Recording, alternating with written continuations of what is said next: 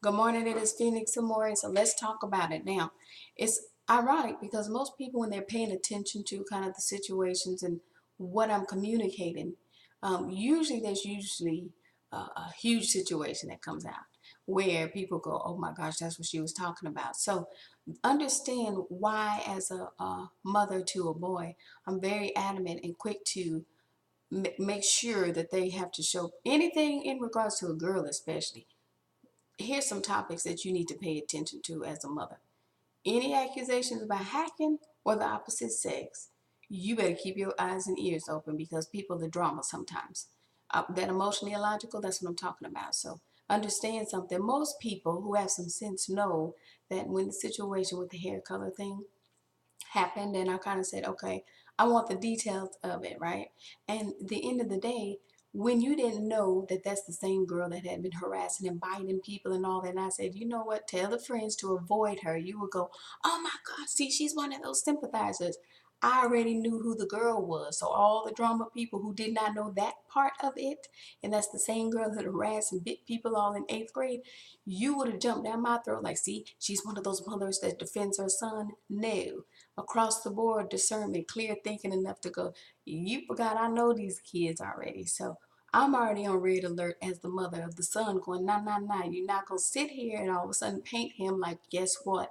One of these Baylor football people. Surprise, that's called real rape allegations that they swept under the rug, okay? We're not talking about something like saying hair color sexy. So you always have these Captain Save'ems when they can't separate reality in different situations, want to apply it so forcefully to one person. But guess what's happening?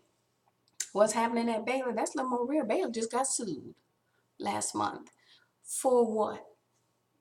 Guess why they got sued? Exactly.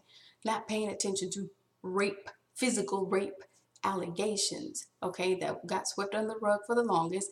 Now, what did I say about some of the teachers at the school when they started getting freaked out? When I'm like, hey, this is potential lawsuit stuff.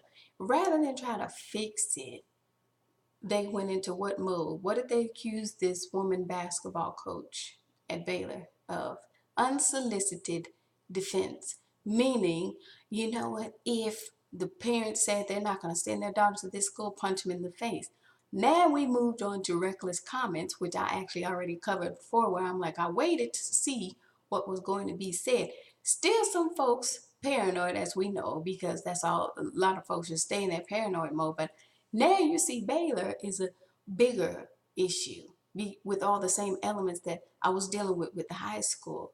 See, this is why, again, when I say now, people usually know my intention. I'm not somebody who wants to be suing and doing all this kind of stuff. But when I speak on some stuff, you may want to pay attention because now you have Baylor, very similar elements here. This woman's basketball coach trying to defend the school because she's probably proud of that school, and it's like, dang, this is really dangerous. And this the image of Baylor is going to be, yeah, it is. So sometimes it's just best to just own it and be quiet. See, that's the whole thing.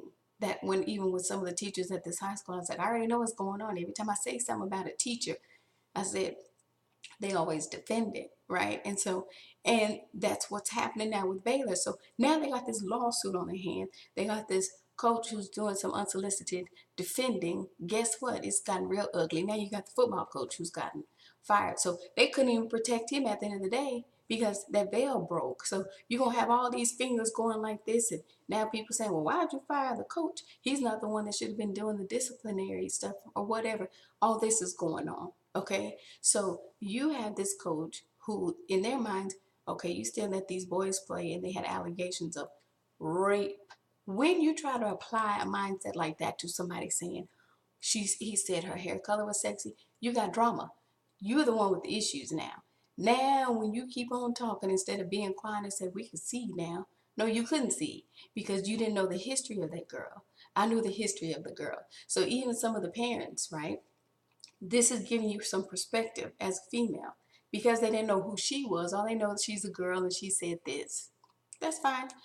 What's not fine is the fact that now some unsolicited defense went on. Now you got me as the mother of the boy going, I'm finna pull him because you didn't understand why I had such an issue with the way that was handled until you know the accusations about being in a gang, the accusations about supposed to being on drugs, stupid stuff that they had no proof of and kept doing this. So you have big issues at some of these bigger schools. Now that is not funny from both sides, from a female side and a boy side.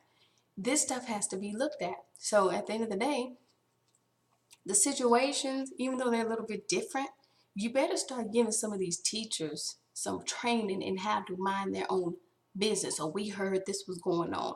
You heard doesn't mean it was true. But now some mess got started.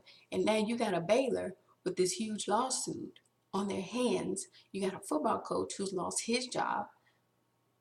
This stuff got real. Take care.